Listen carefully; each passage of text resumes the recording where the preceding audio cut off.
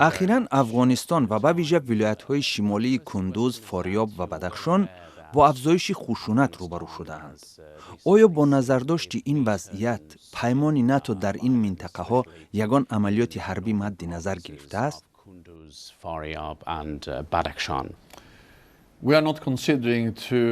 ما شرکت در یگان عملیات نوی حربی را مد نظر نگرفته ایم. ما چندین سال در افغانستان عملیات حربی پیش بردیم.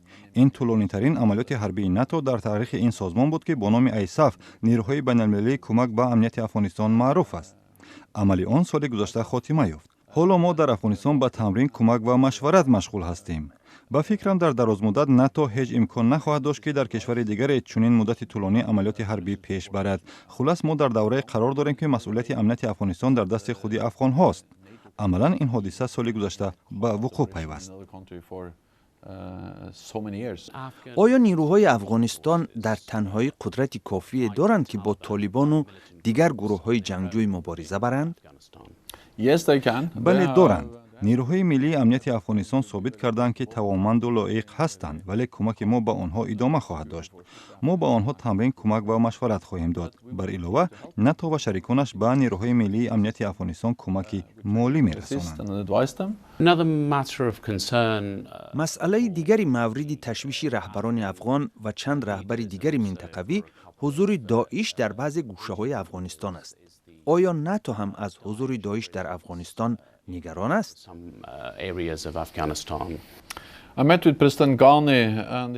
من با پرزیدنت غنی ملاقات داشتم و او درباره توسعه حضور گروه دولت اسلامی اظهار تشویش کرد. البته گزارش‌ها درباره حضور القاعده و طالبان هم به ما میرسند. این همان سبب است که ما از حکومت افغانستان و نیروهای ملی مسئول امنیت این کشور در مبارزه با افراطگرایی، تروریسم و خشونت پشتیبانی میکنیم. با فکر من بهتر است این کار را خود افغان ها کنند و ناتو با آنها کمک رساند.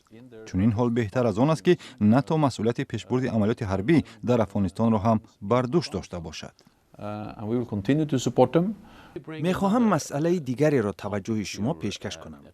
چند پیش رئیس مجلس بالایی پارلمانت افغانستان به ما گفته بود که به زودی مسکو به نیروهای امنیتی افغان و پلیس این کشور 10,000 مسلسل کلاشنیکوف AK-47 تقدیم می کند.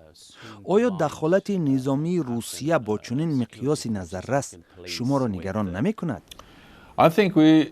با فکرم ما باید حل این مسئله را به حکومت، ارتش و نیروهای امنیتی افغانستان حواله کنیم تا آنها خودشان معین نمایند که به چی اسلحه و مهمات نیاز دارند. آنها حاضر هم از سوی چندین کشور و از جمله از روسیه مجهز شده‌اند. من باور دارم که ارتش افغانستان امکان دارد نیازش را مشخص کند و اسلحه در دستش قرار داشته را به طور مسئول استفاده برد.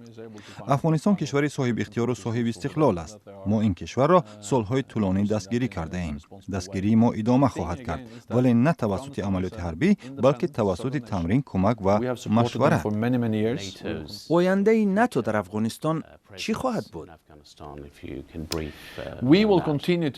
ما در افغانستان باقی خواهیم ماند. با فکرم هفته روان وزیران کارهای خارجی کشورهای ناتو تصمیم میگیرند که در سال 2016 هم حضور نیروهای ناتو در افغانستان در میزان فعلی به تغییر باقی بماند. ما وضع را دائما ارزیابی میکنیم. اما حتی بعد انجام عملیات کنونی، تمرین، کمک و مشورت، حضور ناتو در افغانستان ادامه خواهد داشت. ما تصمیم گرفتیم یک برنامه به اصطلاح همکاری دوامدار تهیه نماییم که از سوی افراد ملکی رهبری شده. هدف آن کمک به مردم افغان خواهد بود. آن زمان هم ما هدف داریم که کمک مالی به نیروهای ملی امنیت افغانستان را ادامه دهیم. پیام شما به مردم افغان چیست؟ ما دستگیری و کمک را ادامه می دهیم. در آنجا حضور خواهیم داشت، ولی آینده افغانستان در دست خود مردم افغان و سرنوشت امنیتی آن در دست نیروهای ملی امنیتی افغانستان است.